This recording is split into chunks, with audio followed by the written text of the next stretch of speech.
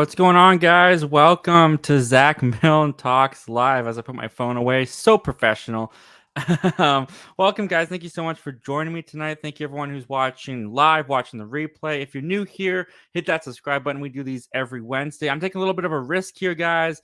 I'm using a new mic, so if you guys let me know, like, just how that's sounding right now, if it's doing okay. It should be fine. I hope it's fine. But I tested it before I went live. But anyways, enough about the mic. Thank you everyone who's joining me tonight. Thank you everyone who's watching and who's listening over at the Zach Milne Talks Movies listening over at the Zach Milne Talks Movies podcast. You can get that podcast, Apple Podcast, Spotify, Samsung Podcast, anywhere you guys can get podcasts, you guys can find that podcast. Are you sick of me saying podcast? I'm a little sick of it. Let's see what's going on. Let's greet you guys. What are you guys doing in the chat right now? We got Luke Ponto in here. My man Zach, what's going on? Hope all is well, man. All is well. Thank you so much, Luke, for asking. Hope everything's going well with you. Luke goes on to ask, watched anything good lately? I wish I could say yes. My wife Cassidy and we tried to watch. I suggested it. She was very mad at me. We tried to watch Hubie Halloween, that Adam Sandler Halloween comedy that came out like last year. We tried watching that last night. Adam Sandler's just kind of stuck in like really bad 90s comedies when it comes to his comedy movies. We only got like 15 minutes in, turned it off. So unfortunately can't say we watched anything good, but thanks for asking, Luke. Luke Ponto says new mic is sounding great, man. That's really great. Thank you so much for the feedback, man. I was hoping it would, so it's really good to hear that it does. Daniel N says, how's it going, Zach? Well, welcome, Daniel N. Thank you for being here. And it's going well. It's going pretty well, man. All right, guys. We got a fun show tonight. But before we start talking about what the comments and questions and before we start talking about the topics that we'll be doing tonight, I needed to let you guys know Warner Brothers sent me in the mail. Actually, I got this today. Casablanca. They're re-releasing Casablanca on 4K and Blu-ray November 8th. So they sent me the physical copy. And I am going to be giving away, if you guys were on my Twitter, if you guys saw my community post on here, I'm going to be giving away the digital copy code to one of you lucky viewers tonight. How do you win the digital copy code, you might ask? Well, it's very quite simple. So first off, I'm going to put up, and make sure I hit the right one, otherwise this is going to go much faster than I want it to. I'm going to put up the website that you guys are going to go to redeem this code. Now, this code is only redeemable for those that live in the United States, unfortunately, but, I didn't make the rules. So go to wb.com/redeem movie. Make sure that you guys have that website up for the entire run of the stream, because I'm going to drop the picture of the digital code at any moment during this live show. So you guys have to be watching live in order to get the code. It could happen at any moment, so be prepared. When that flashes up, you want to be the first one to grab it, and you will be a new owner of Casablanca, the all-time classic. All right, guys, so how the show is going to go, if you're new here, if you haven't watched the show before, I've got some predetermined topics that I'm going to go through, discuss, talk about with you guys. In between each topic, I'm going to take your live comments and questions about the topic, about whatever you guys want to talk about. It doesn't really matter. And then once all the predetermined topics are gone through, I'm just going to spend the rest of the night taking your guys' live comments and questions for however long you guys want to go for. So let's see who's in the chat now. We got Namor in here. Welcome, Namor. Thank you for joining us again, my friend. Always good to have you in here. Who would win, Hawkman versus Thor? Thor. I'm definitely going Thor on that one. I don't think Hawkman stands a chance. Luke Ponto says, definitely watch See How They Run. You and Cassidy would love it. Yeah, you've been recommending that to me. I've actually had a friend who saw that in theaters. They also recommended that to me. So I'm definitely going to have to check that out at some point. All right, guys. Well, thank you once again for being here. We are going to get started with our comments or our main topics now. Can't speak tonight.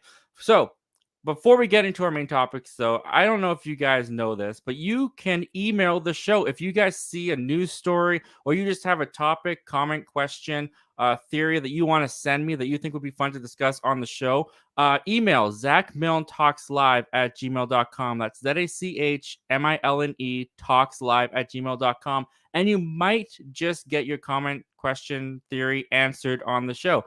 And today we have an email in from Jordan. And Jordan asks, Hey Zach, love the stream. Do you think A24 could do some remakes of some classic Alfred Hitchcock films? Thanks, love your content. Well, thank you so much for sending that in, Jordan. Thank you for contributing to the show. And when I read that, I actually thought it was kind of cool. The idea that A24 would be remaking Alfred Hitchcock movies, because Alfred Hitchcock movies, they're getting pretty old now. And it's not like people haven't remade them before. We had Disturbia with Shia LaBeouf, I believe. They actually redid Psycho step by step with Vince Vaughn. I hear that one's awful. I haven't gotten around to watching it because I just love Psycho so much. Unfortunately, though, as much as A24 is an independent studio that does some really they're really good with the psychological horror and thrillers. I believe when I looked at what's going on with the Alfred Hitchcock estate now that Alfred Hitchcock is dead, they actually have a copyright to a lot of his movies that they hold possession to till like 2050. And aside from that, distribution rights are kind of split between Paramount and Universal Studios. So I don't really know if A24 could get their hands on it, but I do love the question. I do love the thought because I do think A24 would be a really good studio to do some Alfred Hitchcock remakes. I would like to see a remake of Strangers on a Train. If you guys haven't seen this Alfred Hitchcock movie Strangers on a Train. It's these two gentlemen that meet on the train. They start talking about people in their lives they'd like to get rid of. One of the guys suggests, hey, let's just swap murders. I'll kill your guy, you kill my guy. And the one guy takes it as a joke, but the other guy takes it seriously and actually commits the murder. And the other guy's like, I didn't actually agree to this. I don't know what to do because this guy is hampering this guy to now take out his guy. So now that we're more knowledgeable of mental illness and more so with that, I think A24 could do a really good Strangers on a Train remake and really dive into the psychological mental health issues with it. But unfortunately, I don't know if we're going to see that anytime soon. But thank you for the email and thank you for the question. All right, let's see here. We got some more people in here. We've got Luke Ponto on here saying, I'm sure it's on Crave in Canada because it hit HBO Max in the US yesterday. You want to hear something weird, Luke? Barbarian, which you said hit HBO Max, which is like a horror movie. I thought it was going to be on Crave in Canada because Crave has an HBO Max package deal. It's actually on Disney Plus in Canada. So I can go to my Disney Plus, my family friendly service, Disney Plus, and I can watch Barbarian right now. I thought that was kind of funny. Lisbeth is in here. Thank you for joining us, Lisbeth. Hi, Zach. How's it going? It's going pretty well. How are you doing, Lisbeth? I hope you're doing well. Namor, did you watch Better Call? Did you watch Better Call Saul before? Have you seen Better Call Saul? I have not. I've actually not even seen Breaking Bad. I haven't seen Breaking Bad, so I haven't seen Better Call Saul. I hear they're fantastic shows. I just haven't gotten around to watching them. Luke Ponto. I saw Lyle Lyle Crocodile last night, and it was a blast. 4 out of 5. Wow, I was not expecting that from Lyle Lyle Crocodile. Well, I commend you, Luke. You brave soul. You gave that movie a chance. You went into the theater to watch it, and I'm so glad you walked out having a good time. That being said, I have no interest. I'm not gonna go watch the movie. Maybe when I'm super super bored and it lands on Netflix or Disney Plus. Who knows? Maybe then I'll watch it, but for now, I'm good. Frisky's in here. Thank you for joining us, Frisky. What is up, Zach? Not much, Frisky. I just did I did just short of a 10-hour shift at work. So I'm a little tired, but I'm really excited to get into the show with you guys. I wasn't going to cancel the show because I was tired from work. That's crazy. So other than that, just getting the show ready for you guys. I'm excited to get into it. Lisbeth, I just finished crying after watching The Toys That Made Us on Netflix. Oh, I haven't seen much of The Toys That Made Us. I think I watched an episode on Barbie, and it was like Barbie versus Bratz dolls, and it was kind of fascinating. But I love the movies that made us. I believe it's done by the same people that do Toys That Made Us. I could watch those episodes, those documentary episodes all day long, but they only do like 7 or 8. I wish they did a lot more. Luke Ponto. So I'm guessing See How They Run is on Disney Plus. You know what? It could be. I'll take a look for you and I'll let you know tonight, man. I'll message you later if it's on there or not. Jared Runner. Well, thank you for joining us, Jared. Thank you for being here. Happy to have you. Yo. Well, yo back to you, Jared. Yo back to you. All right, guys. And with that, let's get into our main topics of the day. And the first main topic was one that I actually kind of added in last minute, but I thought was kind of interesting because I was on Twitter today. Of course, it all happens on Twitter. And I just saw all these people kind of freaking out and sharing this Variety article that was quoted saying that the new Disney film Hercules is going to be inspired by TikTok. So you can see how that kind of set a flame to the world of movie lovers, and people were freaking out. This does not sound like a good thing. Well, where does this come from? Well, this comes from an interview that Joe and Anthony Russo were doing with Variety. And at one point in the interview, Joe Russo is talking about how they are producing Guy Ritchie's Hercules for Disney, the new live action remake that they're doing. And this is what he had to say. Where, oh, sorry, I'm going to take that off because I can't read that. Whereas many of Disney's recent live action remakes have been faulted for sticking too closely to the source material, Joe Russo says Hercules will be a little bit more experimental in tone and a little bit more experiential in execution. Russo says the live action Hercules will also be a musical and share the original's unconventional approach. There are questions about how you translate it as a musical, Russo says. Audiences today have been trained by TikTok, right? What is their expectation of what that musical looks like and feels like? That can be a lot of fun and help us push the boundaries a little bit on how you execute a modern musical. And that comes to us from Variety. So on the surface, it kind of looks like Joe Russo is saying that we're looking at TikTok. We're looking at these little short clips of people dancing the music, and how can we put that into a modern musical? And I understand that. I understand why people could take it that way. There's a part of me that thinks he might be joking just a little bit in this quote. But if we're taking it at face value, if we're taking it as he really is taking TikTok seriously of how they're going to do this Hercules modern musical, I don't write it off right away. I think that, like he says in the quote, it being experimental is an interesting idea because people with TikTok, with Instagram Reels, we are getting shorter attention spans, and a lot of musical numbers can go on for 5 minutes, sometimes 10 minutes if you're watching, I don't know, Into the Woods. Well, Into the Woods goes on for an hour and a half. It just never stops. But some people, yeah, they do find that irritating with musicals. They find the music goes on too long. Some people just don't gel with musicals. So is there a way to take those shorter attention spans, have musical sequences that are TikTok size, and still have a good musical movie? Sounds like an interesting experiment to me. Do I necessarily want that? Not really. I think that TikTok is stupid.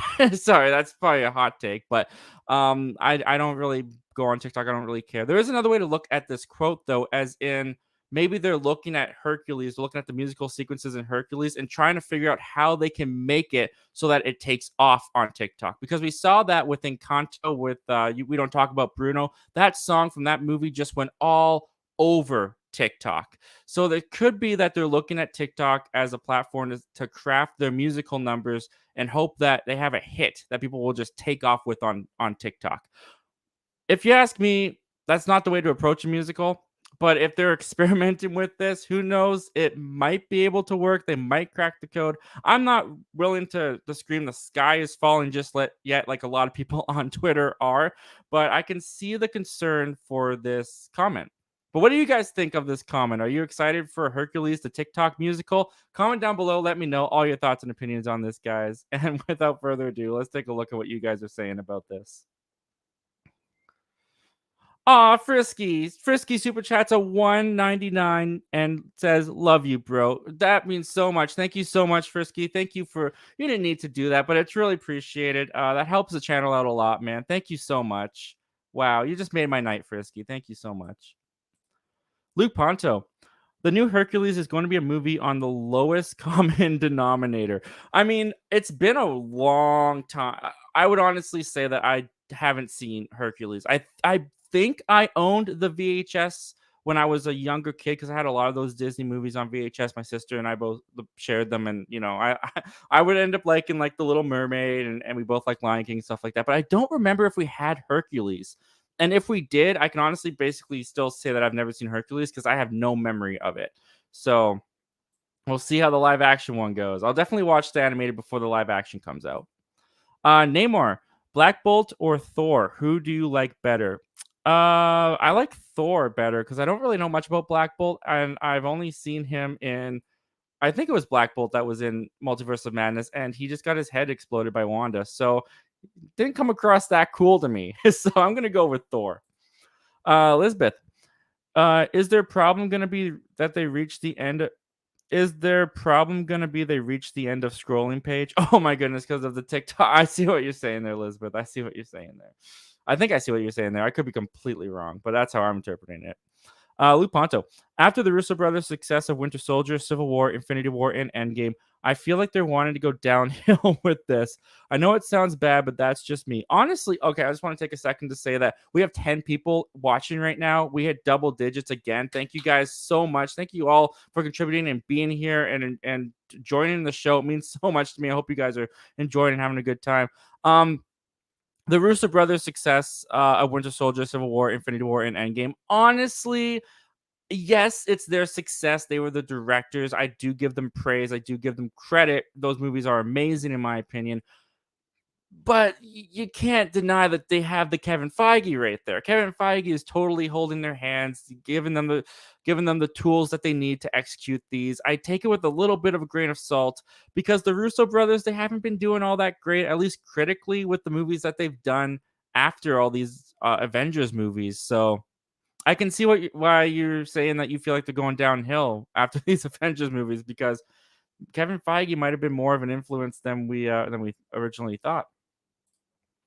Luke Ponto, you're not alone. I'm not a TikTok guy either. I will say though that I am a little hypocritical because I will watch Instagram reels endlessly. Like sometimes it's 9 o'clock at night. I'll watch them before bed. Before I know it, it's midnight, and I was supposed to be asleep 3 hours ago. Lisbeth, I'm more of a Twitter guy. Yeah, me too. More of a Twitter guy, more of a YouTube guy. I like the longer format. Second Street Marvel. Thank you for joining us tonight, Second Street Marvel. Happy to have you here. Missed you a couple weeks there. Glad to have you back. I don't know why anyone cares that much about a junky Hercules remake. You know what? I honestly can't say that I care that much. I'm sure there's people that grew up with it that love it and can't wait for the live action to come out. But honestly, like I said, don't really have any memory of it.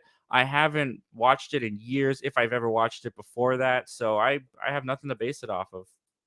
And Guy Ritchie's Aladdin. I liked Guy Ritchie's Aladdin, but I will say that even though it's only like 3 years old, it doesn't hold up very well in a lot of parts. I don't think it's a great movie. Hello there, hey, hi. Well, thank you for joining us tonight. Hello, hey there, hi. Musicals are extremely underrated. The Sound of Music and Tick Tick Boom, especially. Tick Tick Boom. Tick Tick Boom is so underrated. And it's such a bummer that movie got dropped on Netflix. Because Netflix is terrible at promoting their stuff, and I feel like it just got buried under all the rest of Netflix's crap. It's such a good movie. I wish I had it on physical media. I don't even know if you can buy it on physical media on Blu-ray, but I would definitely do so. I loved Tick Tick Boom. That's a great call there, man. Lou Ponto, you'll like the animated Hercules. Excuse me. I don't know if you'll love it, but I'm sure you'll like it.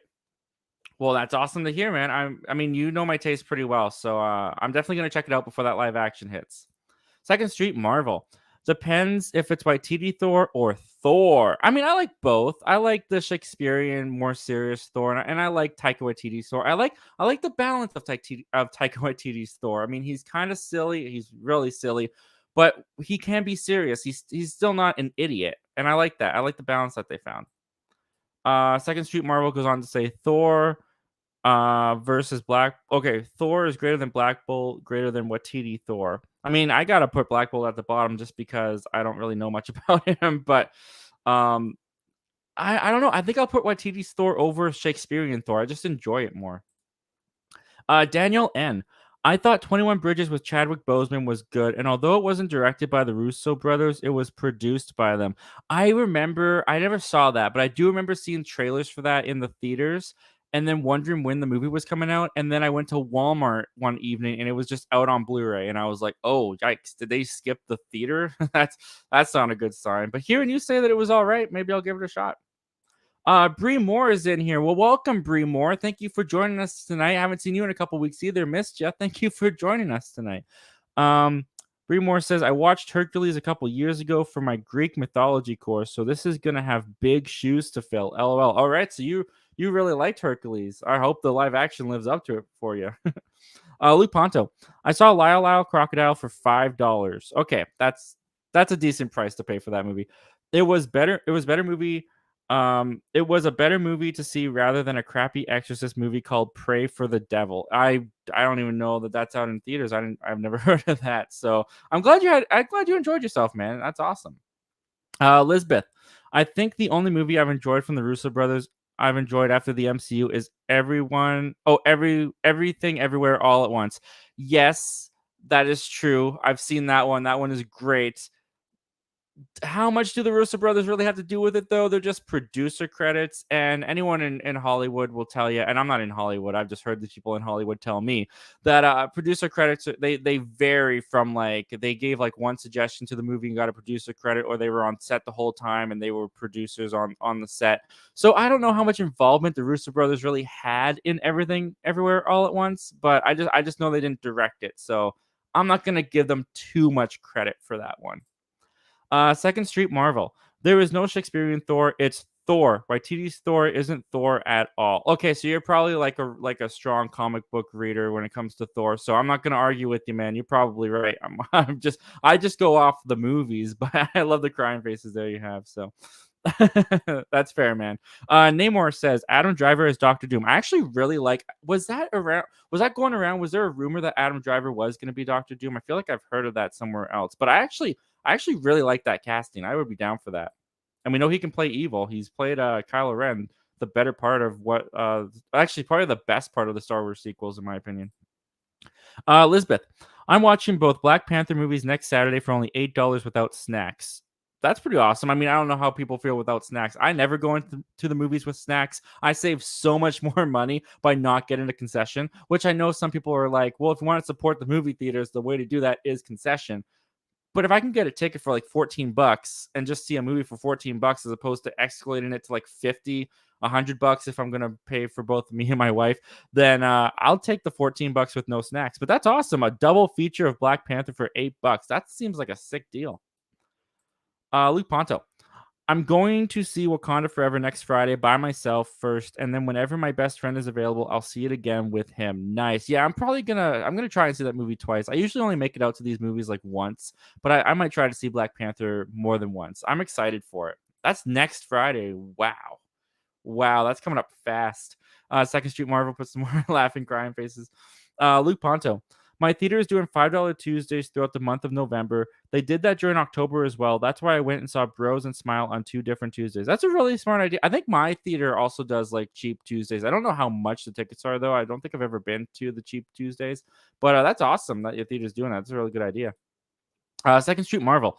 Yeah, I just drink water. I get my kids popcorn and a soda to share. Yeah, I mean, the kids probably needs. I don't have kids yet, but when I have kids, I'm sure when I take them to the movies, I'm gonna get them something. I'm not gonna be that cruel. But me myself, I've trained myself not to get anything. But yeah, sometimes I'll get a nice tea or water. But also, if it's a really long movie, I won't because I don't want to have to risk going to the bathroom. Namor. I'm going to watch Black Panther 2 on my son's birthday. Oh, that's so special. I mean, that's awesome for your son. That's probably going to be an awesome birthday. I mean, I assume you're taking him with you, right? I'm just assuming that you are. Lisbeth, bros for me had a little too many sex scenes. Yeah. I've been hearing a lot of people say that it's really raunchy and stuff like that. Luke had a really good time with it. It sounds like it's right up his sense of humor, but I'm not interested in seeing it. Luke Ponto. I only get popcorn and a Dr. Pepper at the theater. Dr. Pepper, that's your drink of choice. Interesting. I don't like Dr. Pepper. I don't like the taste. I found that it has an aftertaste.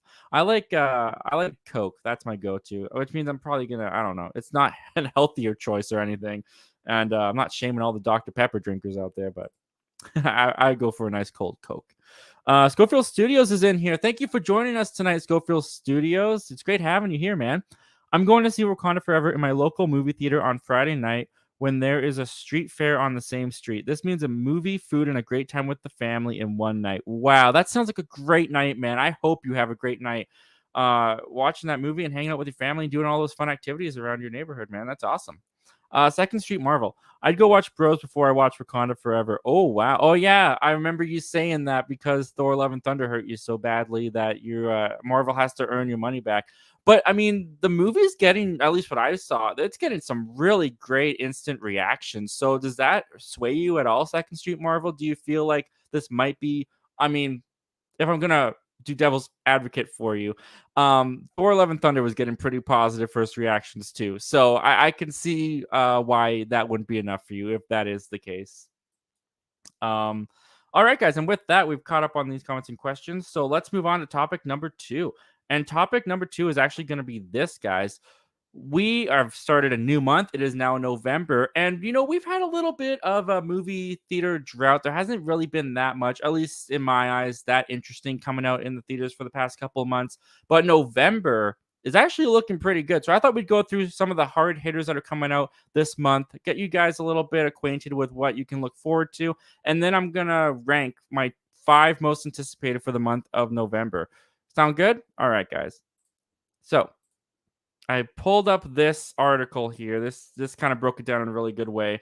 The big hitters that are coming out in November. The first one up is Armageddon Time. Comes out November 4th. You got Anne Hathaway, Anthony Hopkins, Jeremy Strong. Pretty good cast. It's coming of age story taking place in 1980s New York City. I believe I watched the trailer. It has to do with like prejudice and racism and anti-racism. So it looks like it's going to be a pretty powerful hitting movie. We have this movie called One Piece Film Red. It looks like it's an anime. I'm not a big anime guy, so you guys might be interested in that. It comes out November 4th. Of course, we've got Wakanda Forever. Wakanda Forever comes out Friday, November 11th. I don't have to tell you guys what this is. This is the newest Marvel movie. I'm very excited. The trailers have got me really excited for this movie. I mean, I still think that Ryan Coogler has quite the uphill battle to go with this movie, but it sounds like from all the first reactions that we're getting that they've hit it out of the park and they've done a really good job with it. So my curiosity has just gone up and my anxiety and my fear has kind of lessened a bit. I kind of feel like we're in good hands here and I'm excited to see Wakanda Forever. Up next on November 18th, there's a movie called She Said coming out, which is actually dealing with the Me Too movement. It's a Universal's drama, tells the true story of the two New York Times journalists, Megan Tohey and Jodie Cantor, portrayed by Carey Mulligan and Zoe Kazan, whose 2017 investigation reported brought down Hollywood producer titan Harvey Weinstein. So this is a pretty recent event. I mean, I believe Harvey Weinstein's court date is still going on, his trial. So interesting that a movie's coming out that soon. November 18th, The Menu. This sounds freaky. Searchlight Pictures psychological thriller stars Anya Taylor-Joy. I love Anya Taylor-Joy. She's so fantastic. As a select guest at an Uber exclusive restaurant run by a sadistic chef played by Ralph Fiennes, who has more than just a meal planned for his customers. So, I mean, psychological thrillers can be pretty fun. I imagine it's going to be like Pieces of Human or something. I don't know, but I'm kind of intrigued by that one. And then of course we got Glass Onion, Knives Out Mystery, which is coming November 23rd, 1 week exclusively in movie theaters. It's the return of Daniel Craig in the role of Detective Bennett Blanc. Writer-director Ryan Johnson returns with an ensemble cast. We got Edward Norton, Kate Hudson, Catherine Hahn, and Leslie Odom Jr. Onion will have a 1 week theatrical exclusively window before debuting on Netflix on December 23rd. So I'm hoping my theater takes this for that 1 week exclusive. Otherwise, I'm gonna have to wait until December 23rd. And I really want to see this in the theater. So hopefully that works out. And then we got Disney's movie Strange World coming out November 23rd. This one's kind of a weird anomaly for Disney because it's like I haven't seen much promotion for this anywhere. I kind of forget about this movie until someone puts it in my face. I haven't seen much marketing. I haven't seen much ads on YouTube. I haven't seen, well, I don't really watch cable TV, so I'm not going to find ads there. But like, I see no one talking about this movie. I haven't really seen any promotion for this movie. Does that mean that Disney doesn't believe in this movie? Is it just going to get dumped on Disney Plus before its November 23rd release date? I have no idea, but I'm honestly not that intrigued by it. Devotion comes out November 23rd, and this is Sony Pictures' historical action drama starring Glenn Powell, who was just in Top Gun Maverick as Hangman. He was fantastic in that movie. And we got Jonathan Majors. I mean, he's going to have such a great year coming up. I cannot wait to see the stardom of Jonathan Majors just explode after Ant-Man and all the Avengers stuff in this movie. Star as a pair of fighter pilots, one white and one black, during the Korean War. I enjoy a good war movie, so I'm actually kind of intrigued by Devotion. Then we got The Fablemans. This is Steven Spielberg's new movie, kind of an autobiographical movie that he's doing. Comes out Wednesday, November 23rd. So the same day, I believe, as Devotion. So you might have to flip a coin on this one. Steven Spielberg co-writes and directs Universal's semi-autobiographical tale of a boy, an aspiring filmmaker growing up in 1950s suburbia, making Spielberg's first feature film writing credit since 2001, AI, artificial intelligence. I mean, it's Steven Spielberg. What else you got to say? I'm excited for that, man. Then we got this movie called Bones and All coming out also on November 23rd. Timothy Chalamet and Taylor Russell play two young lovers in 1980s America who are also both cannibals. Well, there's a movie for everyone, isn't there? That one's not for me. Moving on. Okay, it looks like that is the end of what they've got there. So those are really the big hitters that are coming out this November. Actually, looks like a lot of great stuff coming out this November, guys. So now that we've looked at the big hitters coming out, I'm going to give you guys my top five. And of course, give me your top five in the comments. And here we go. So at number five, the one that I'm anticipating at number five is going to be Devotion. I actually think this sounds pretty cool. Jonathan Majors, Glenn Powell, I think are going to be great. And I enjoy a good war movie, like I said. So I'm looking forward to that. One that they didn't have on the list because I guess it's not theatrical, but I'm actually really looking forward to, even though I have no idea really how to watch it, is Weird. The Al Yankovic story, starring Daniel Radcliffe. I am so hyped for this movie. I like Weird Al a lot. I grew up listening to him. Sometimes I wasn't allowed to. His song "Fat" was off limits in my household. My mom didn't like me listening to that. But I got into a pretty big Weird Al kick. I listened to eBay. That was a big one when I was a kid. And I still have the Sega Begins and Ode to a Superhero, which tell the story of the Phantom Menace and Spider-Man 2002, Sam Raimi's first Spider-Man movie. I love the way that he does it. He lays it out. He's so talented. And this movie just looks really, really funny. So I'm really looking forward to seeing this. It's satire on a biographical an autobiographical movie, so I'm looking forward to it. At number three, I've actually got The Fablemans, which is the Steven Spielberg movie, kind of a documentation of his growing up as a boy and getting into filmmaking. I mean, it's just Steven Spielberg. I think the trailer looks fantastic. I'm looking forward to seeing a personal story told by Steven Spielberg. I just think this movie is going to be magical. So I have it at number three. Coming in at number two for my most anticipated for November, and this one might shock a couple of you, because I'm such a big Marvel guy. It's gonna be Black Panther: Wakanda Forever. Now, I have much more faith in this movie nowadays than I did when they first announced it. I think this movie is still going to be awesome. The trailers have all looked fantastic, but I still have that little bit in me that's like, without Chadwick Boseman, will it work? And because of that, there is one movie that I'm super hyped for that I think will work all the way across the board, and that's going to be Glass Onion, a Knives Out mystery. I am so excited for this movie. I love the first Knives Out. I think it's fantastic. It's so great. And the fact that the reviews that were coming out from I think it was the Toronto Film Festival for Knives Out 2 says it's better, it's bigger, it's funnier than the first one.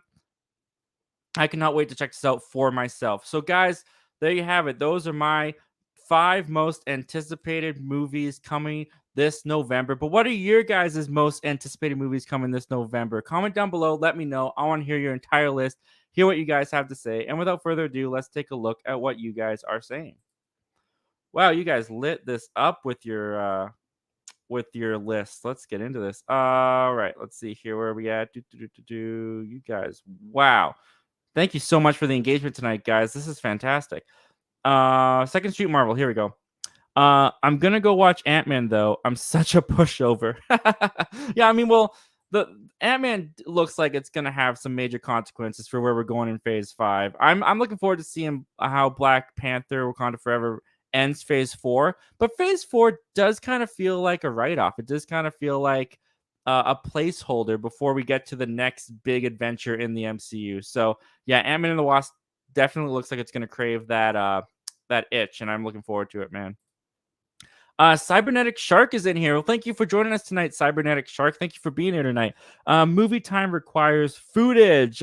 I mean, many people would agree with you. And I mean, I enjoy having a popcorn or a snack at the movie theater, but I don't need it. You know what I mean? And if I can save money, I'm going to. Schofield Studios. I must be on the only one who likes Love and Thunder. I like Love and Thunder. I mean, I've only seen it once in theaters. I really enjoyed it. Haven't really felt the desire to go back and watch it, but I liked it. I enjoyed it. I had a good time. So you're not alone, Schofield Studios. You're not alone. And Zach Guller, I mean, he liked it more than Thor Ragnarok. He thought it was better than Thor Ragnarok. So you're definitely not alone with the two Zachs here. Second Street Marvel. I wish On the Edge was already showing in North America. On the Edge. Why does that sound so familiar? I can't picture what that is, but it sounds very familiar. Luke Ponto, what is your favorite whodunit murder mystery movie? I mean, like I said, I love Knives Out. Clue is kind of fun. Clue is more based off the board game, but it's with Tim Curry and all of them. I really enjoy that movie too. And what's another one that I would say I would like as a whodunit? I'll have to get back to you on another one. Nothing popping into mind just yet, but Clue popped into mind.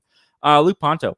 I don't think Wakanda Forever will outgross Top Gun Maverick. Yeah, I mean, oh, I think it's gonna be close. I really think it's gonna be close. I think Top Gun Maverick, if I remember correctly, is at like 1.4 billion worldwide at the box office, which is crazy that movie did 1.4 billion. I mean, good for Tom Cruise, good for everyone involved.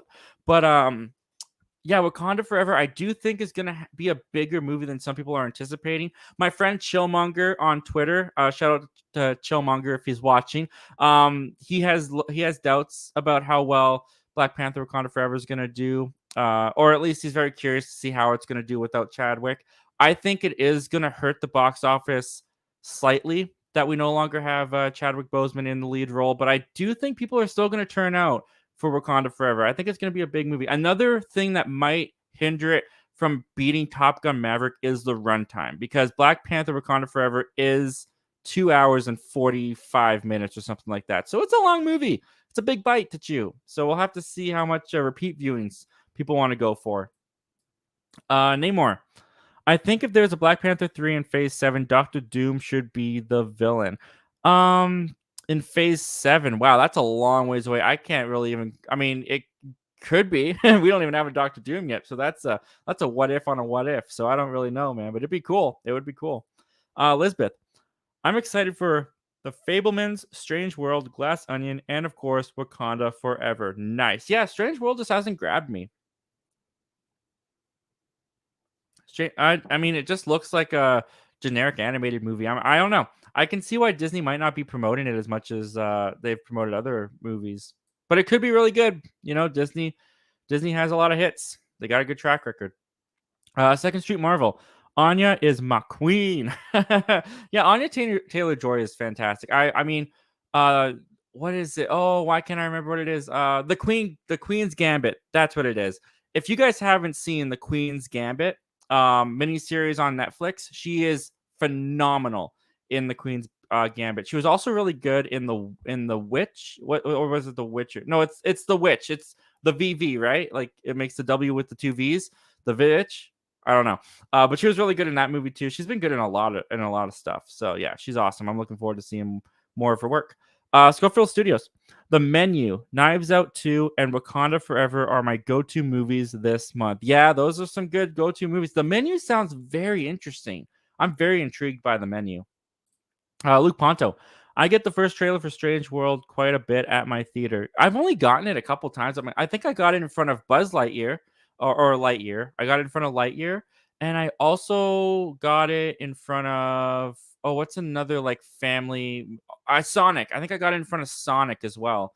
I think I could be wrong about that because that might be too early. But I've only seen it like twice in the movie theater, and that's about it. So it hasn't really been on my radar. Lisbeth, I'm giving Strange World a chance because Encanto was one that I thought would be horrible, and I came out of the theater enjoying it. That's a really good. Yeah, Encanto was one that was not anywhere on my radar, and then I actually watched it. I have to watch it again because I watched it when I had COVID, and I was laying in bed and I watched it on Disney Plus, and I was enjoying it. I really enjoyed it, but at one point I got really dizzy, and the it's hard to explain it because it was COVID and I was all sick and weird, but it was like the colors kind of came to life and were around my room, and it was distracting. I couldn't this sounds crazy, but that I don't know, that's the COVID brain that I had. So I should probably watch it now that I don't have COVID anymore and watch it with a fresh brain, but I enjoyed it. It passed the COVID sickness time well. Luke Ponto, here are my top 5. Number 5, The Menu. Number 4, Strange World. Number 3, Devotion. Number 2, Glass Onion. And number 1, Wakanda Forever. Yeah, I mean, like, I could probably easily flip Knives Out with Wakanda Forever. Honestly, I could be putting Wakanda Forever at number 1. But honestly, if you ask me right now, you can walk into a theater right now and watch Wakanda Forever early, or you can watch Knives Out early. I'm going Knives Out. I want to see it. I want to see that. I would go for that. Luke Ponto. After seeing the new trailer for Wakanda Forever, I'm excited for it now. Yeah, the trailers have been great. The trailers have been phenomenal. I'm super excited for it. Luke Ponto. I changed my number 4. Number 4 is now the Fablemans. Okay, so it's no longer, what did you have at number 4 before? Strange World. It's no longer Strange World. It's now the Fablemans. Elizabeth has her list 5. The Menu. A lot of people interested in The Menu. That's cool. 4, Wakanda Forever. 3, Strange World. 2, Devotion. And number 1, The Fablemans. You know what? I'm kind of glad to see that not too many of you guys are saying Bones and All, because, hey, I'm not going to judge or anything, but if you want to watch cannibals eat and fall in love, I don't know. Of course, I'm kidding, but that's a good list, Lisbeth. That's awesome. Schofield Studios. The first Knives Out is my most rewatchable film, and is one of my favorite movies. It'll be nice to have another mystery to watch. It was definitely one of the best movies of when did that come out? 2019? I think it was 2019. That was one of the best movies of 2019. My favorite movie of 2019 was still Jojo Rabbit, but Knives Out was I think it was a contender for sure. Elizabeth, actually, I'm gonna replace number Devotion with Glass Onion. Okay, so your Devotion was number 2. Okay, so you're gonna put Glass Onion there instead. Nice, nice. Second Street Marvel. Nah, Phase 4 has some major things that happen to build these next phases. Okay, I think yeah, absolutely. They introduced a lot of new characters, introduced a lot of new elements to the MCU. Okay, you know what? I take it back. Phase 4 wasn't really like a write-off. It wasn't just a placeholder. You're right. It introduced a lot of new characters. It introduced some more supernatural elements to the MCU and introduced the multiverse. Okay. Yeah, okay. It did some stuff for the MCU. I'll give it to you. I'll give it to you. Luke Ponto. I loved Thor, Love, and Thunder. I know you did, man. I know you did. And I'm so happy that you did. I don't know why it took me a second to process those words. Luke Ponto. Top Gun Maverick is still my favorite movie of the year. I think my favorite movie of the year is still The Batman. I don't know. I'm terrible with making lists of the best of the year and stuff like that. I've never actually done that for this channel. I might have to do that this year. But Top Gun Maverick is definitely like top 3, top 5, top 3. I'll say top 3. Second Street Marvel. Chillmonger said he's still gonna go watch it at the theater, and he went on to say I blasted him for it. I mean, I don't judge Chillmonger at all for having his opinion, or not opinions necessarily, but like his view of how Marvel's handling T'Challa and Chadwick Boseman's death, and recast or not recasting him and not having the character live on. I understand every reason that he comes from, and I actually agree a lot with him. I would have been fine, and I would have preferred if they did recast T'Challa, but the fact that they didn't, and that was their decision, I've kind of accepted that a little bit more than Chillmonger has, but he's got some interesting takes, and I don't blame him if he still wants to go watch the movie because he's a Black Panther fan and he wants to see how it turns out. Absolutely. Chillmonger's great. If you guys haven't checked out Chillmonger's channel, definitely check him out. He's a great guy. Luke Ponto. Wakanda Forever is 2 hours and 41 minutes. I was 4 minutes off. Well, there you go, guys. Now it's going to make $2 billion because it's a pretty short movie. No, I'm kidding. Luke Ponto. Anya Taylor-Joy was phenomenal in Last Night in Soho and The Northman. 2 movies I still need to watch. Still haven't gotten around to watching those. One day I will, though. One day I will. Schofield Studios. Honestly, may see The Menu on Thursday and Wakanda Forever on Friday. Wow. Not many people would say that, but Good for you, Schofield Studios. Yeah, you don't take the road less traveled by. That's the way to go. That's the way to live life. Luke Ponto. Bones and all would be Frisky's cup of tea. Calling it. Well, you know Frisky a lot more than I do, Luke. So I'm just gonna take your word for it. Luke Ponto. I already know you'll love See How They Run. It takes some really interesting twists and turns you wouldn't expect. I'm gonna have to see if Cass is interested in watching that if it's on one of our streaming services because I do want to see that. It sounds really good. Schofield Studios. I heard Timothy Chalamet was told by his acting coach to never play a superhero since people won't take him seriously. So instead, he plays a cannibal falling in love with another cannibal. Yeah, it's a path he chose. He chose it, but you know that's some actors they just want to take the route. They just want to go down the artistic, artsy, weird movie route. And but it's not like Timothy Chalamet hasn't done big movies. He's in Dune and all that stuff. So, but yeah, I don't understand why they would say don't be a superhero.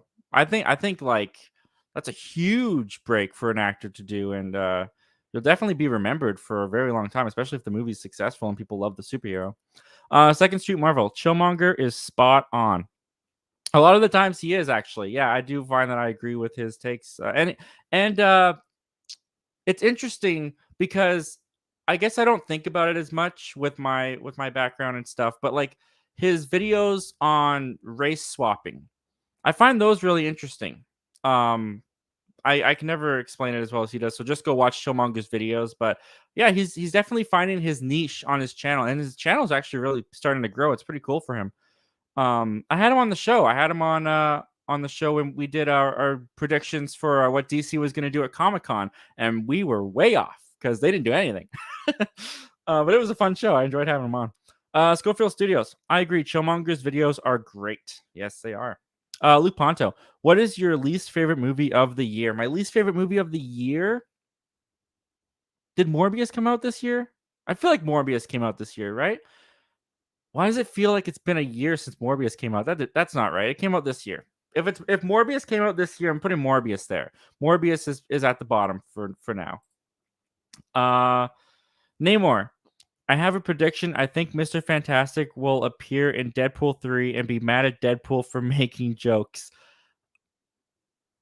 I just don't know if I don't see them doing that. I don't think the Fantastic Four is going to be introduced in a way where it's anticlimactic. I think it's going to be a big moment when they show up. I think the Fantastic Four are going to show up in a way that just like really changes the universe of Marvel, and I'm looking forward to their.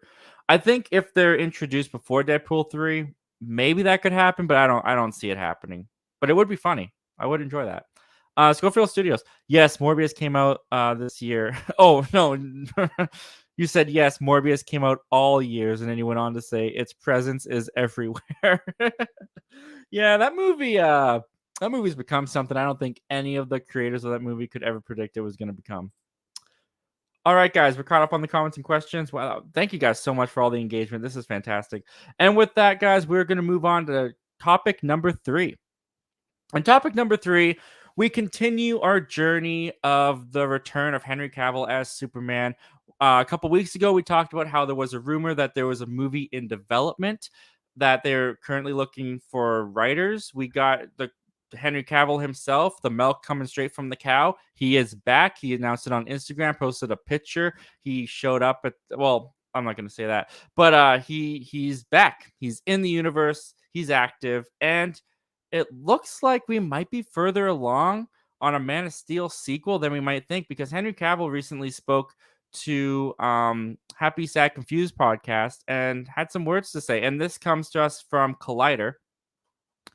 They took the quote and said, the character means so much to me, Cavill said during a live recording of the Happy Sad Confused podcast. It's been 5 years now. I never gave up hope. It's amazing to be here now talking about it again. There is such a bright future ahead for the character. I'm so excited to tell a story with an enormously joyful Superman. And that quote comes to us from Collider. Now, on the surface, this quote doesn't really seem like much. It's just Henry Cavill saying, I'm back. I'm happy to be back. It's going to be great. But I think the very end of that quote is very telling. He says, "I'm very excited to tell a story with an enormously joyful Superman." Now, up until this point, the Man of Steel, Zack Snyder had his vision. He basically brought Henry Cavill Superman to this DC universe. He established him. He was a little bit moody. He was a little bit sad and angry and a little bit dark in some ways in Batman vs Superman and Man of Steel. Until Justice League, he got a little bit lighter in the theatrical version. I believe he still got lighter at the end of that Zack Snyder's Justice League as well. So now we have Henry Cavill saying that the next time we see his Superman, he's going to be enormously joyful. This tells me that they are not just looking for writers of Man of Steel 2, they're probably more in development for this movie than we might think, because Henry Cavill is obviously in talks. He's obviously got pitches made to him. He's probably made pitches himself. He can't just go around saying, "I'm going to be an enormously joyful Superman," without talking to Warner Brothers, without talking to the people in charge of these movies, how his character is going to be. There are definitely active conversations going on with the Man of Steel 2. And honestly, I like hearing this. I like hearing that Henry Cavill is finally going to be a joyful, happy Superman. Because that's one of the things I really liked about Christopher Reeve's Superman from the Richard Donner films. Now, I'm not going to sit here and lie. You guys already know this. I've told you before. I'm not the biggest Superman fan. I don't know everything about him. I watched some cartoons when I was younger. I've seen the Donner films, but that's as far as my knowledge on Superman goes. And I was really endeared by Christopher Reeve's um iteration of Superman, how joyful he was, how kind. Now, I don't think this means we're gonna get Henry Cavill going around, "Hey ma'am, is your cat stuck in a tree? Can I help you? Gee golly whiz." Like, I don't think we're gonna get that kind of Superman. I do think Christopher Reeve's Superman is one that lives in the 70s and may be outdated by this point. But this gives me a lot of hope for the sequel to Man of Steel. I think this is gonna make Henry Cavill's Superman bigger than he's ever been before. I think they're really working to make this character relatable to the audience, enjoyable to the audience. I'm probably looking to broaden the audience a little bit more with this movie because, yeah, Zack Snyder's movie, they have a lot of fans. I'm a fan of Zack Snyder's Man of Steel too, but it's not widely beloved, I would say. And people have problems with it. Some people have problems that I don't understand with it. But and I just think even Henry Cavill leaving The Witcher, it was just announced I think this week that Henry Cavill is not coming back to do his series The Witcher for season 4. They've already replaced him with Liam Hemsworth. I think there's a lot more action going on than we might think. And James Gunn and Peter Safran, they are in their offices. DC Studios is up and running. Their first day was yesterday. I wouldn't be surprised if they are hard at work getting a Superman movie off the ground way faster than we might think. But what do you guys think of Henry Cavill's comments? Do you think I'm reading too much into it, or do you think there's a lot there to look at? Comment down below. Let me know all your thoughts and opinions. And let's take a look at what you guys are saying.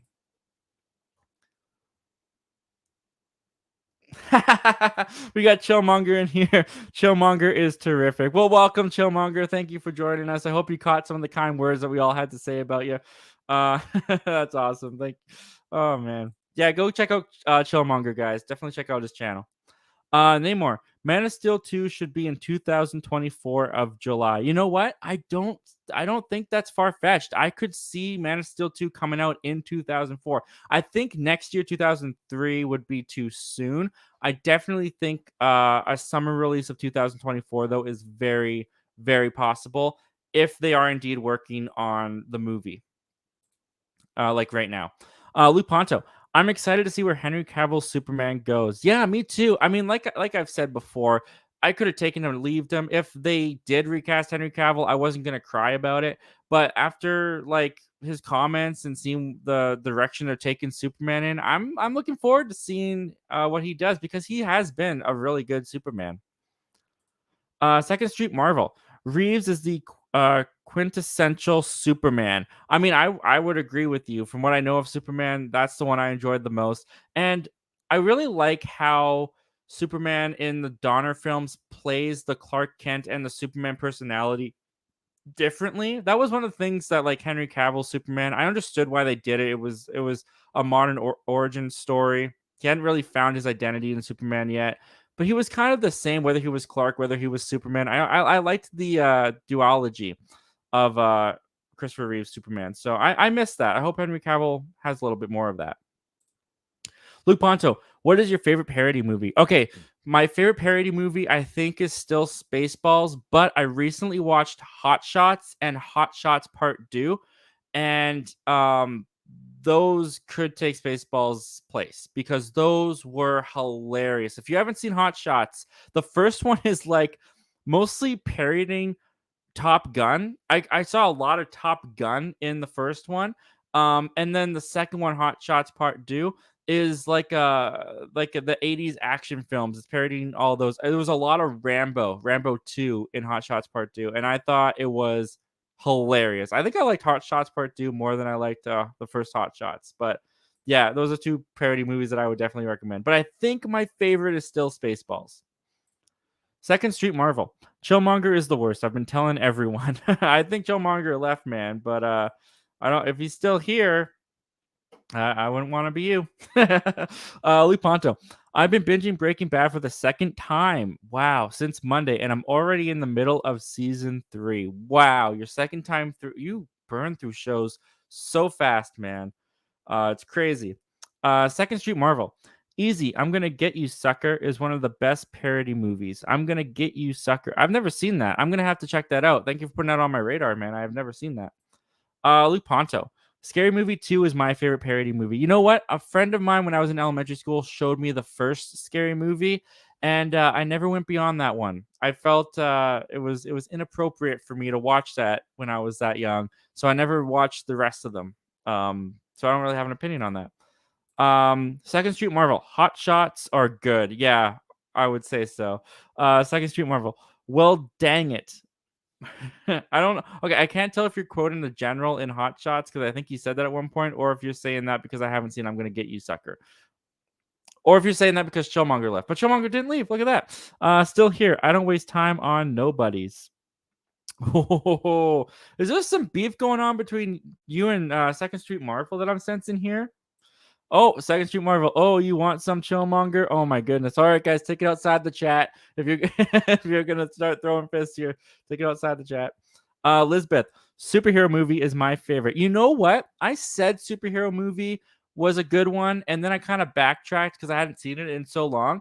I recently watched it again. I stand by it. Superhero movie, while not great, I think it was a little bit ahead of its time. I think it holds up decently well. I found it still pretty funny. There was a couple parts in it that I thought, this is kind of lame, this kind of juvenile. But I mean, the fact that it parodies Sam Raimi's era of Spider-Man, I love those movies. I'm probably like made to love the superhero movie. So take that with as you will. But yeah, I agree. Superhero movie is fun, man. And Kevin Hart is in that movie.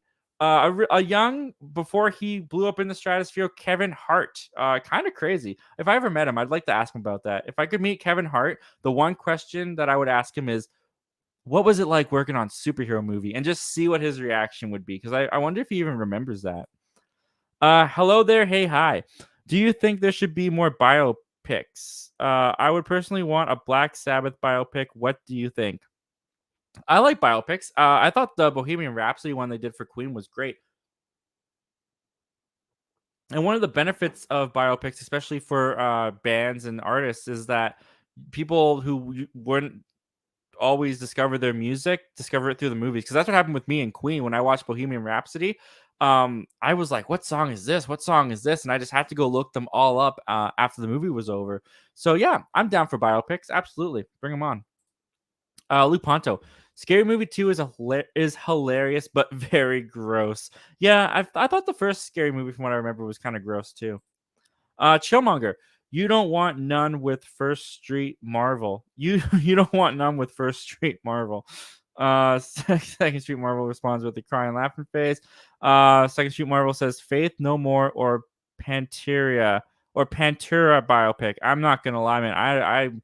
I'm not a music guy. I don't know what either of those are. I'm sorry, man. Luke Ponto. Kevin Hart was also in Scary Movie 4 back in 2006. Oh, okay. That's around the time that superhero movie came out. So I guess he kind of got stuck into a scary movie parody phase in his career at that time. Same with Anna Faris. Anna Faris is in like all those movies, isn't she? And didn't Charlie Sheen, after he kind of like went off the rails with his career, didn't he do a scary movie as well? Luke Ponto, if you want to watch a good music biopic, you need to check out Elvis. I do need to check out Elvis. My wife has already seen it. She went and saw it with a friend. So she doesn't really want to watch it again. I guess she thought it was kind of sad, but I still have to see it. So I'm going to have to get on that soon. Lisbeth, have you watched Hamilton? No, I have not seen Hamilton. I know it's supposed to be like a really great Broadway play. I think there's a version recorded that's on Disney Plus that is available for me to watch, so I have no excuse why I haven't watched it. But I would love to go to it. Like I like going to live plays. I don't seek them out very often, but when I go to them, I love them. So I would love to see it live action, but I don't know. I don't really feel like sitting on my couch and watching it recorded. You don't get the same effect. That's just me though. Luke Ponto. Anna Faris was in all of the Scary Movie films except for Scary Movie 5. Is that when she went off and did better stuff? I don't know. Second Street Marvel. My wife couldn't make it through Elvis. Yeah, I hear it's a tough watch. I hear it's long too, and it's kind of stylistically weird. I want to see it. I just didn't get around to watching it in theaters. Elizabeth, if you have, do you prefer Hamilton or Tick Tick Boom? Like I said, I haven't seen Hamilton, so I guess I gotta go with Tick Tick Boom. If we're talking about the movie, Tick Tick Boom was awesome. Luke Ponto, I have seen Elvis 4 times in a total as of now. Wow, 4 times. You watch things over and over and over and over. I can't do that. I mean, with certain films that I love, like ones that like are from my childhood, like I can watch Spider-Man 2002 over and over again. I can watch Bill and Ted over and over again. But like newer movies that I'm just finding, like it takes me a little bit. Like I watch them once, and if I really really like them, I'll go back and watch them again in theaters. But it's very rare that I'll just watch a movie continuously. Like I love the Batman, saw it once in theaters on the Blu-ray. Haven't watched it since, but I love it. Um, That's really cool, Luke. All right, guys. With that, we are going to move on. We are going to move on to topic. Is this topic number 4? I think it's topic number 4. All right. So, topic number 4. As you guys know, James Cameron has been working away for 35 years on his next Avatar sequel. That's how it feels. And Avatar: The Way of Water is finally just about to come out. It comes out December 16th, so we're just over a month away. I know a lot of people out there, they're not really looking forward to Avatar 2. There's very little excitement that I've seen for it.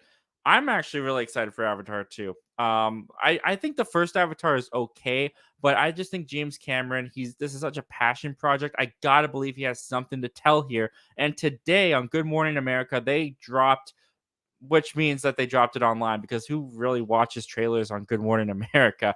We got up, we watched it on YouTube, and we got our first official trailer for Avatar: The Way of Water. Now, I will say, keeping positive, staying with the pros, I thought the trailer looked really good. I loved the visuals. The Pandora looks amazing as always. It does look like there's been a lot of technologically advancement since the first film. These shots just looked so gorgeous. They look so great. I'm really looking forward to feasting my eyes on this visual masterpiece in the visual sense. But going to my negatives a little bit. And this is coming from someone who's really anticipating this film. I'm really looking forward to Avatar: The Way of Water. I thought the trailer, while looking awesome, it looked awesome, had some great shots in there, kind of failed at being a follow-up trailer to the teaser because the trailer didn't give us anything of what we can really look forward to from Avatar 2. It came across to me, the trailer, there was some action in it for sure, which got me excited near the end there. But to me, the trailer kind of looked like a nature documentary or like like one of those IMAX Earth movies of the world of Pandora. It seems like they're really banking all their money on people coming to see Avatar based on how it looks. There was nothing about story. There really wasn't anything about character besides the fact that I guess this little girl, I guess it's whatever the average. See, that's the thing too. I can't remember these characters' names, but I guess it's like the main character's kid. She's like hears someone calling to her in the earth of Pandora. And I guess at some point the tribe goes to another tribe and they're like, "Don't bring a war to us." But what is this movie about? This trailer doesn't really give us anything of why we should be anticipating an Avatar 2. Because even the first Avatar, one that I like, I think is good, it really isn't that deep when it comes to story. And one thing that really worries me about Avatar The Way of Water is the fact that it's kind of been confirmed that it's going to have like a 3 hour running time. That's a long movie. The first Avatar even is a long movie, and I think the extended version of that goes to like 2 hours and 45 minutes or something like that. 3 hours is a lot to ask an audience to come to a theater to invest in your movie and not really tell us anything about it. So while I thought this Avatar The Way of Water trailer looked gorgeous visually, I'm stunned. Looks like James Cameron really did advance the technology after all these years for this sequel. It's hard to tell someone why they should be excited for Avatar: The Way of Water when there's really no meat on these trailers. Now, that doesn't mean it's not gonna be a good movie, obviously. It's 3 hours, they gotta fill it with something. But, even someone like me who's highly anticipating Avatar 2, I got a little nervous watching this trailer. Like, visuals, is that it? Is that all you got? I don't know, guys. What did you guys think of the Avatar 2 trailer? Did you like it more than the teaser? Did it disappoint you? Did it get your hype up? Comment down below. Let me know. Are you anticipating Avatar The Way of Water? I want to know. And without further ado, let's take a look at what you guys are saying about the newest Avatar trailer. Let's see here. Let's see here. Where are we at? We are at Luke Ponto. Elvis is just an addicting movie for me. What do you find so addicting about it? Is it the story? Is it the visual style? I want to know. I want to know what I can look forward to in this movie. I'm excited to see Elvis. It's been way too much of a wait. I should have seen it by now. Chillmonger. I'm more interested. Okay, that's fair because I'm honestly kind of getting to that point with Avatar as well. I'm getting more interested than excited for it because they haven't really given me much to get excited about. And it's a shame. Luke Ponto, if you're talking to someone who's not excited about Avatar The Way of Water, that would be me. I don't really care about it. Visually, it looks beautiful, but as a movie, not so much. Yeah, and the thing with the trailer is I can't give you anything to counter argument that. Like, yeah, you're right. It does look visually beautiful, but as a movie, it's not really giving us much. So I'm still looking forward to it. I'm still highly anticipating Avatar: The Way of Water, but honestly, a little bit less now after the trailer. I hope that we get another trailer that just gives us a little bit more of the story. What can we look forward to in the story?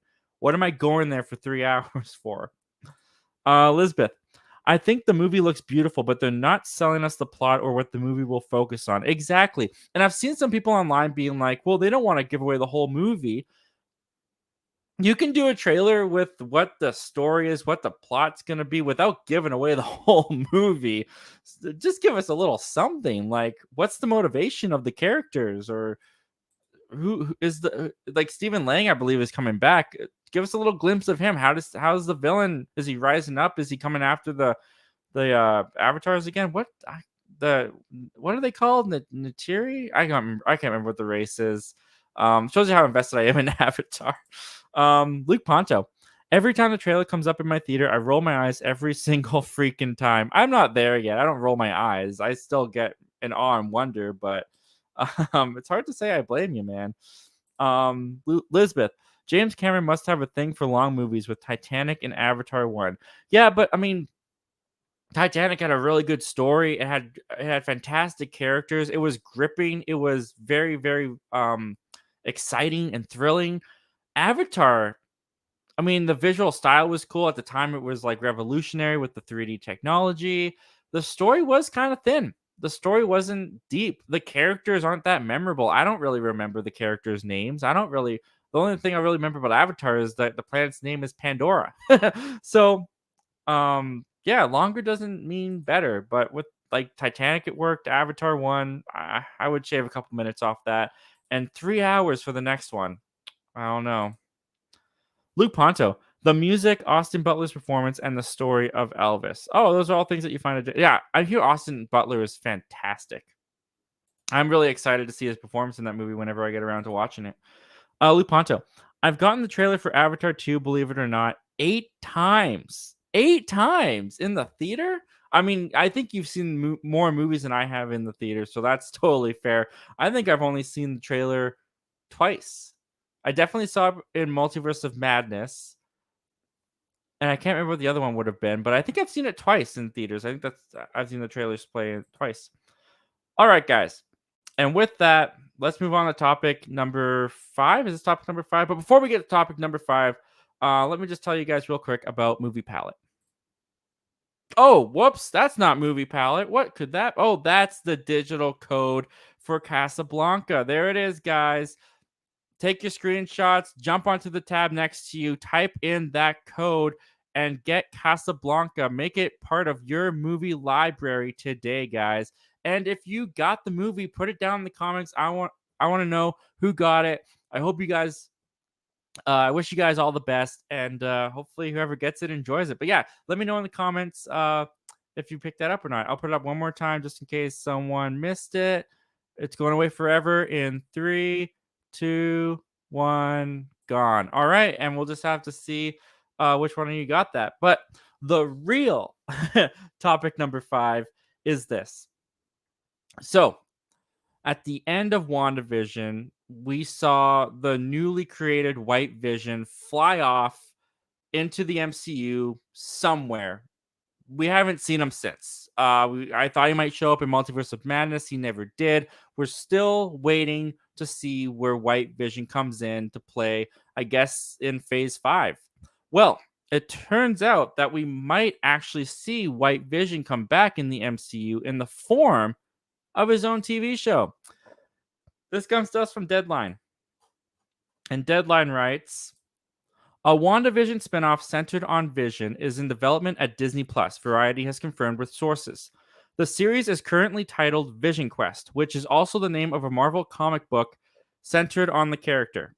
While exact plot details are currently under wraps, it is believed that the show would follow the newly created Vision seen in the closing episodes of WandaVision as he tries to regain his memories. In the comic, the story factors into the West Coast Avengers storyline. Paul Bettany is returning in the role of Vision, with WandaVision head writer and executive producer Jack Schaefer overseeing the writer's room, which will begin work next week. And that comes to us from Deadline. So one of the loose threads of the MCU, where did White Vision go? Where is he? Looks like it might be answered in a Vision TV show. Now, I really enjoy Paul Bettany's Vision. I think he's great in an ensemble cast. Loved him in Age of Ultron. Loved him in Civil War. Really got to love him in WandaVision, and even though that wasn't really Vision, but that's definitely the most shining star that he's been given in the MCU. But I don't know if I'm that interested in a full-on show about Vision.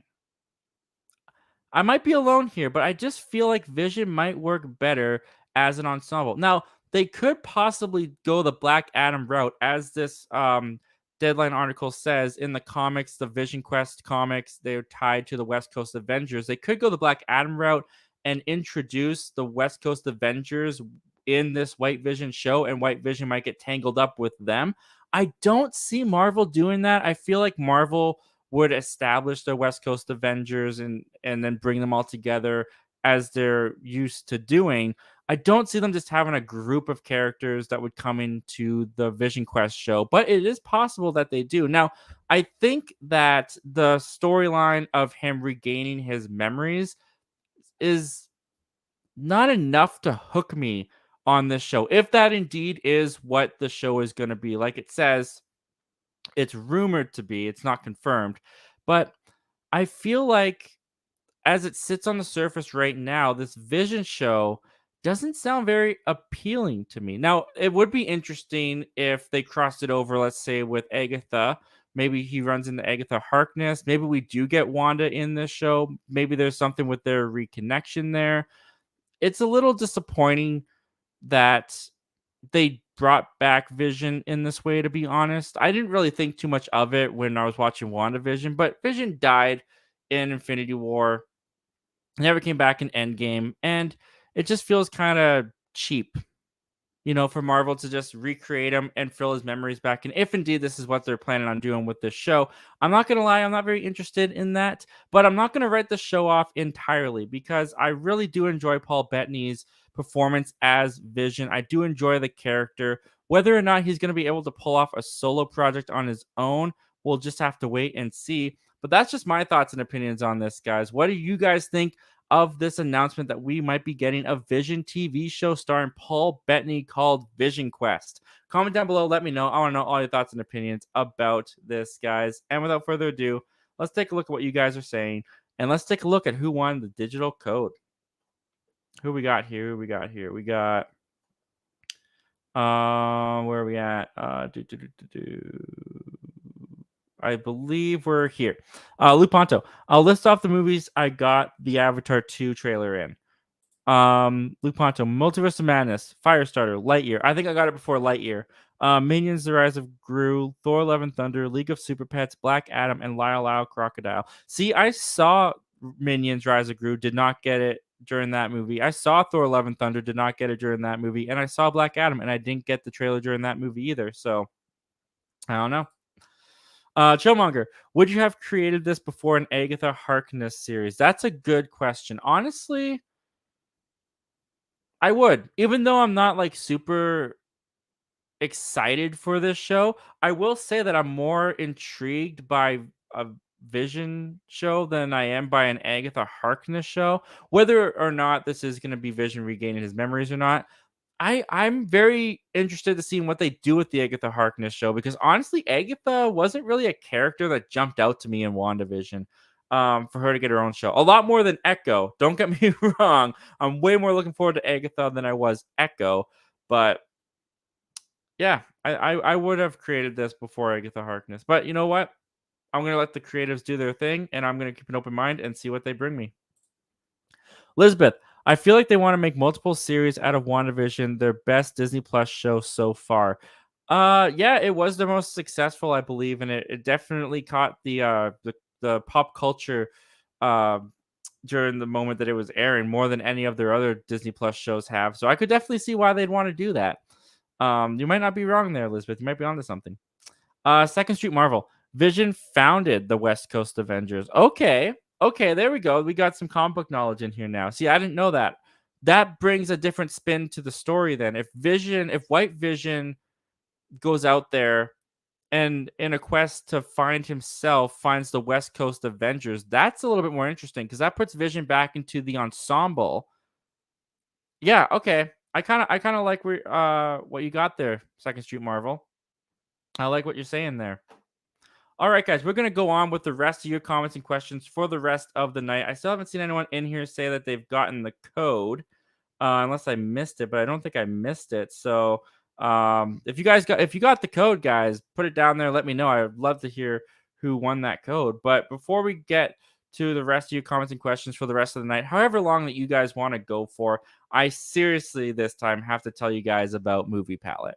Real quick, before we continue with this video, I want to tell you guys about the great folks over at MoviePalette.com. MoviePalette takes a color of every scene from your favorite movie and puts it on a beautiful canvas. Behind me right here, I got their Back to the Future selection hanging up above me, my favorite movie of all time. And MoviePalette.com has thousands of your favorite movies to choose from. And for the wonderful viewers of the Zach Milne Talks Movies YouTube channel, you guys get 15% off of any movie palette of your choice when you go to MoviePalette.com and use the promo code ZachTalks15 at the checkout. That's ZACH Talks 15. Not only will you guys get 15% off of the movie palette of your choice, but you'll also be helping out the Zach Milne Talks Movies channel tremendously. So go to MoviePalette.com and use the promo code ZachTalks15 at the checkout to get 15% off of any movie palette of your choice today. And thank you to the good people over at Movie Palette for partnering up and supporting the Zach Milne Talks Movies YouTube channel. All right, guys, let's get back to the video. All right, guys. Yeah, and you know what? The holiday season is coming up a lot faster than some of us are anticipating. If you've got a movie lover in your life, or if you even just want to treat yourself this holiday season, definitely check out MoviePalette.com. They got thousands of movies to choose from, and I really like their designs. They look really cool. All right, guys. With that said, let's go to your comments and questions. You guys want to talk about some of the topics, go further beyond what we talked about tonight. If you guys want to talk about completely new things, whatever you guys want to talk about, throw it in the comments below, and we'll go for however long you guys want to go for. All right, where did we leave off? We left off at Vision Founded. Okay, so here we go. Luke Ponto. I've also got the trailer for Strange World 8 times at the theater. Wow, man. They're promoting it in your town more than they're promoting it in mine. Like I said, what did I say? I think I only saw it like twice in theaters. Luke Ponto. I'm unsure about this Vision series. I love Paul Bettany as Vision, but I don't know what to say about it. Yeah, it kind of leaves you kind of scratching your head. I mean, it makes sense. They've got Vision out there. They want to use him. His own show, though, I just don't know if the character can hold its own show. It definitely, they're going to have to do something with an ensemble, I think, in order to make it work. And I liked Second Street Marvel's theory there about the West Coast Avengers. Not theory, but like information of how Vision founded the West Coast Avengers. So I could see them going that route. And I actually, I like that idea.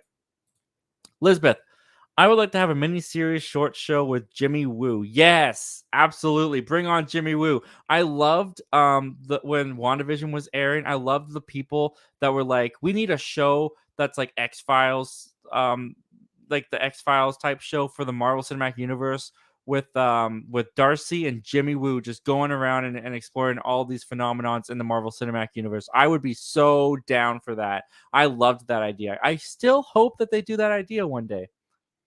Second Street Marvel in here says wasn't me, so you didn't get the code. Elizabeth said wasn't me, so you didn't get the code. Luke Ponto says not me. Elizabeth says it said it was already redeemed. All right, well somebody on here grabbed the code and just ditched. Well, I don't know who you are. I don't know if you'll ever come back. But thank you for joining us tonight, and thank you for participating. I'm glad you won the code. I hope you enjoy Casablanca. I mean, he wasn't obligated to say he won it, so oh well. Well, sorry guys. Next, we'll definitely have more. I like giving away these digital copy codes, so we'll have more giveaways in the future. And better luck next time, everybody.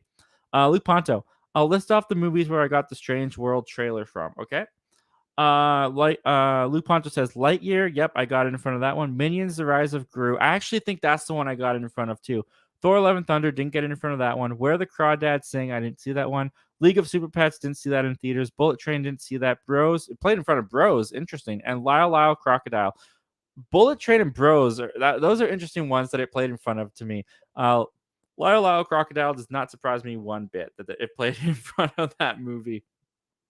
Elizabeth, I'm excited tomorrow for that Blockbuster series on Netflix. Oh, that Blockbuster series is coming out tomorrow on Netflix. I've actually been really looking forward to that.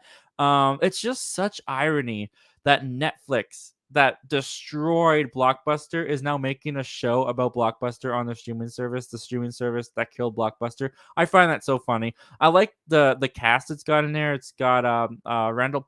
Is it Randall Park? Is that his name? Jimmy Woo. It's got the girl from Brooklyn Nine-Nine. I can never remember her name. Amy Santiago is her character, but I can't remember what her name is. But the cast looks really good. And the trailer looked pretty endearing and kind of fun. So I'm actually looking forward to that too. Second Stream Marvel says lurked for the win. Yeah. I guess they were just popping in and out, and then eventually they came at the right moment and they just got it. So oh well.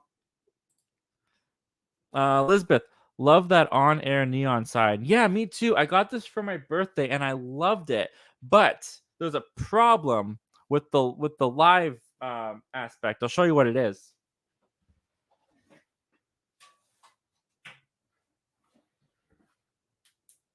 It's way too bright. It's just this blue behind me, which I mean, I'm kind of cool, but you can't read any of the letters. So I was kind of disappointed with that. I'm still working out a way to make this work because I really like having it and I like the idea of it. But yeah, it just it's too bright. It's too bright for the stream apparently. But shout out to my mom for getting that for me. The 901 MC. Well, welcome to 901 MC. Thank you for joining us tonight. Guys, this is I've checked out his channel recently. You guys should check out his channel. He's an up-and-comer YouTuber like the rest of us. He's a smaller channel. Could definitely use your support, and he's got some good content up there. So definitely check him out. Yeah, just started Inside Man. but man, I ain't got time for another series. Yeah, there's so much TV. There is so much to watch.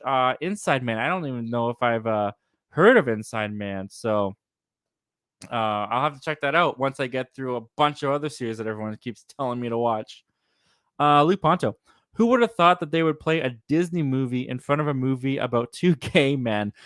Uh, I mean, Disney is a big supporter of the LGBTQ community, so I guess they it makes sense that they would play that. But I think it's more surprising that they would play like a kids animated movie in front of a rated R raunchy comedy. So I could I could see that. The 901 MC says, "Hey, thanks. Well, no problem, man. I really enjoy your videos that you're putting out there. Keep them up, dude." Luke Ponto. I did a watch along for Night of the Living Dead before hopping in here. I saw that. I was gonna jump in chat and mess with you a little bit more. I don't know why I enjoy that so much, Luke. It's just kind of fun to jump into your chat and add nothing valuable to the conversation. It just kind of amuses me. So I apologize if it annoys you guys, but you're doing good stuff over there with the watch alongs, man. I see your numbers growing. It's definitely a big hit for your channel. Definitely might be your niche. So keep it up, man. People are enjoying them. Second Street Marvel. I don't waste my time with TV. Second Street Marvel goes on to say, I watch movies. Yeah, you know what? I'm kind of the same way. It's kind of what I like the most about movies. And I've kind of said this. I've said it on the channel before. I'll say it again. I've said it before the channel even started. Um, Movies, 2 hours in, boom, you're out in 2 hours. TV shows, you gotta keep going for hours and hours and hours, and sometimes there's feels like there's no resolution, so you just gotta keep going, and then you get in the binge mindset. I like movies. I like how simple they are. You're in, you're out. You've got a complete full story that's been told. You feel fulfilled. I am definitely more of a movie guy than I am a television series guy, but I still enjoy watching TV shows. Don't get me wrong. Second Street Marvel. I don't have time for it either, to be honest. Yeah, I mean, it's not that I don't have time to watch TV shows, but my wife and I, like we're separate all day long. We're at work. She has her own business that she works on, and I do YouTube. And when I'm any free time that I get, I'm working on something with YouTube. So it's kind of like my little business too. And so we really we get together and watch TV in the evening, and we have to agree on a show to watch. So I don't really get to just go out and watch whatever. I mean, I get to, but I spend more time. Uh, I put more time into my YouTube channel than I do on TV shows. That's why I'm so behind on watching so many. And right now, my wife and I are binge watching The Big Bang Theory. We're on season 6, I think. She's really enjoying it. I'm enjoying it. Not my favorite sitcom, but I think it's fun. It's a nice way to wind down at the end of the night together. Elizabeth, would you be down for another Zombieland movie in 2029? Honestly, the first Zombieland movie and the second Zombieland movie, I believe the second one was 10 years. Yeah, that's why you say 2029, because it was 10 years apart from the first one.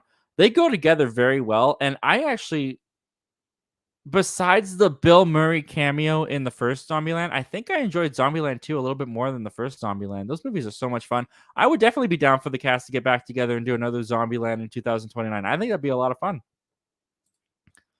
Luke Ponto, I binged the first season of Dexter last week, and it's off to a good start. Well, that's good, man. That's another thing too about series. When people recommend me series, if they tell me, and this happened with Dexter, and I hope this doesn't ruin Dexter for you too. When they tell me to watch a series, but then they tell me that the finale, like the series finale, the end of the show, is disappointing or not good, it's hard for me to then want to watch the show, because it's like you're telling me that I'm going to invest hours of my life into this show only to end up disappointed by the end. If someone had told me that about How I Met Your Mother, I would not have watched How I Met Your Mother as much as I did. Still a funny sitcom, lots of great episodes, but the ending of that was like, really? That's what we were building up to? All right. Second Street Marvel. Exactly. Yeah, exactly, man. I guess we share the same thoughts.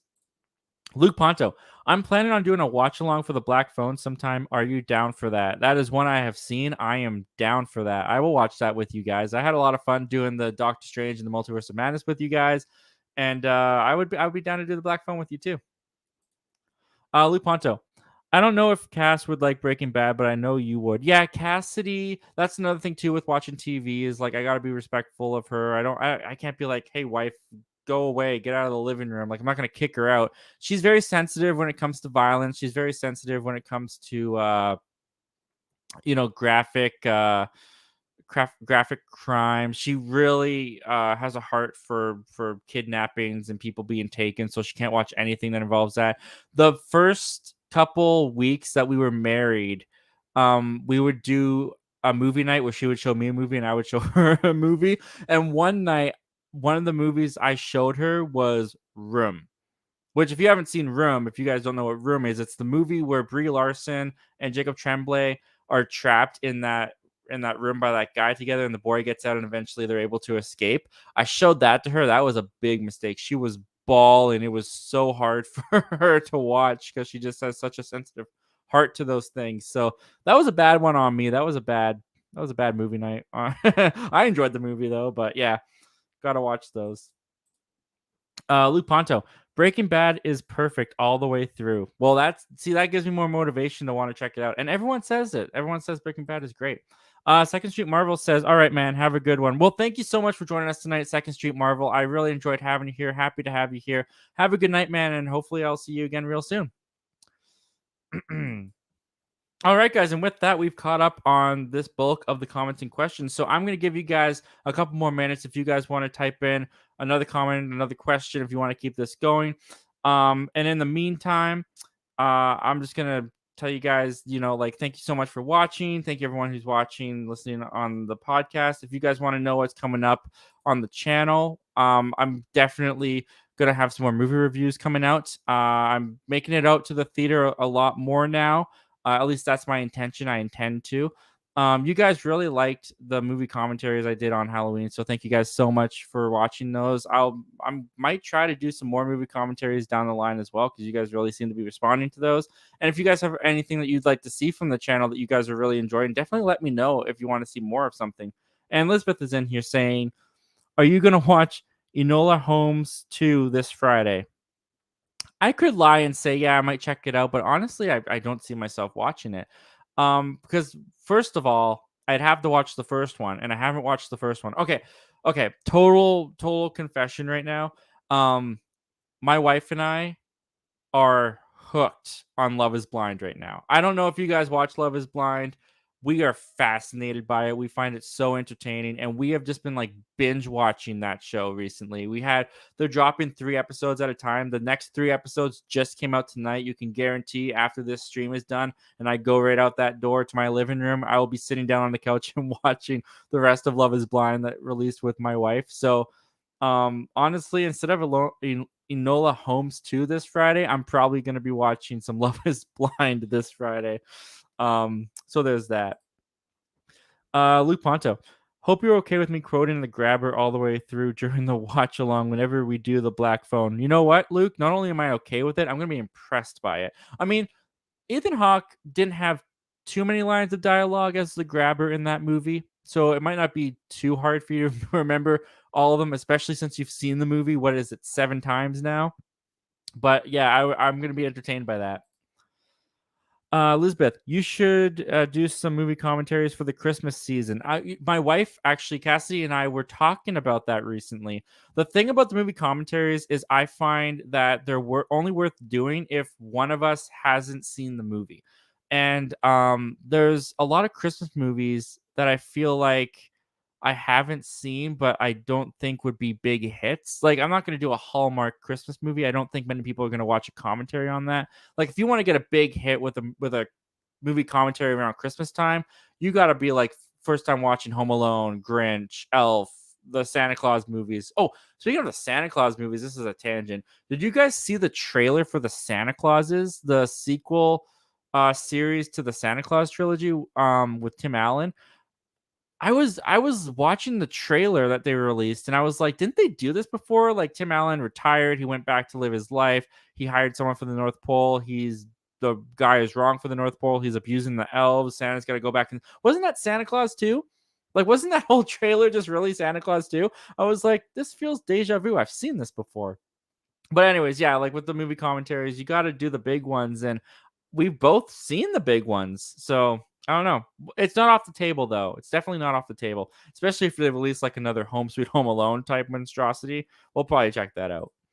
Elizabeth, I've seen Love Is Blind on Netflix, but it hasn't caught my eye. I'll check it out. You gotta like dating shows and reality TV, and in some cases crappy shows. It's not great, but it's really entertaining and it is kind of fascinating, especially since we're married and we got married pretty fast too. Cassidy and I, we were married less than a year that we were dating. Yeah, I better remember that. Yeah, 11, yeah, actually, November 14th, so in like 2 weeks or just under 2 weeks now is gonna be our 2-year anniversary, so that's really crazy to think about. But, yeah, it's just fun to kinda watch these couples, like, they have to get married in 7 days, and they've only met each other, they've only talked to each other and seen each other once, and yeah, it's a good old time for us. Elizabeth, my nephew showed me a reality show called The Circle, and we both are hooked. I tried The Circle, that's on Netflix too, I believe. It didn't catch my attention, I didn't find it too entertaining. Lisbeth, the movie I'm gonna watch this Christmas is Violent Night. Looks so good. I'm actually really excited for Violent Night with David Harbour. That trailer was a lot of fun. A violent Santa Claus who's taking down these, I don't know, agents that are taking over this family's home. I didn't really understand the trailer. It looked stupid, but it looked like the right amount of stupid to have a really good time with. So I'm really looking forward to Violent Night. Also, guys, let me know what you guys think of me using this mic. This is a newer mic. I got it so that I could record off my phone because I've been having a lot of technical difficulties. I was using StreamYard to record the movie commentaries, and I've been using that to record some videos recently. But I find the Wi-Fi. I'm working on getting better Wi-Fi still, so it doesn't always work very well. So I got this mic to hook up to my iPhone, and this mic actually works really well for that. But I thought I would test it out on the stream tonight to see how it did, and let me know how you guys are liking it. If I should just go to this for the rest of the streams going forward. I like my Blue Yeti. The Blue Yeti works really well too, but I feel like it covers up my face too much. I feel like this lets you guys see more of me. I don't know. Just some thoughts out there. Luke Ponto, 3 movie commentary suggestions: See How They Run, The Bad Guys, and Dog. See, those aren't bad suggestions, but I just don't see the views there. I just don't think that those movies, maybe See How They Run might be, but The Bad Guys and Dog, I just don't feel like those are going to be the big hitters. Like I was actually kind of surprised. Oh, actually I wasn't too surprised because I had technical difficulties with it and it delayed the release of the video so much. But I was kind of surprised that Chippendale Rescue Rangers it's only at like 150 views right now, which isn't bad for my channel. Like that's still pretty good. But I don't know. I thought that would be more because it was a newer movie and but you know, you never know. You never fully know what's gonna hit or not. You just kind of have to take a guessing game and take your best guess. Elizabeth, you meant to say good. Yeah, no worries. I got what you meant. Elizabeth, I felt so special when I got a DM on Twitter when I liked um, a Violent Night on Twitter saying I'm on the nice list. Wait, sorry. Let me try this again. I felt so special when I got a DM on Twitter when I liked and of Violent Night on Twitter saying I'm on the nice list. Twitter can be cool sometimes. Okay, so if I'm reading this correctly, sorry, Elizabeth. Um, you liked a tweet from Violent Night on Twitter and they sent you a DM saying that you were on the nice list. Is that what they did? Because that's pretty cool. That's oh, okay. Elizabeth went on to say, sorry, an ad. Okay, so you felt so special when you got an ad on Twitter. Oh, you got a DM on Twitter when I liked. Oh, you okay, I see what you're saying here now. You felt so special when you got a DM on Twitter when you liked an ad of Violent Night on Twitter saying I'm on the nice list. Oh, that's cool that they did that. I didn't know they were doing that. I guess I gotta go like a Violent Night ad now.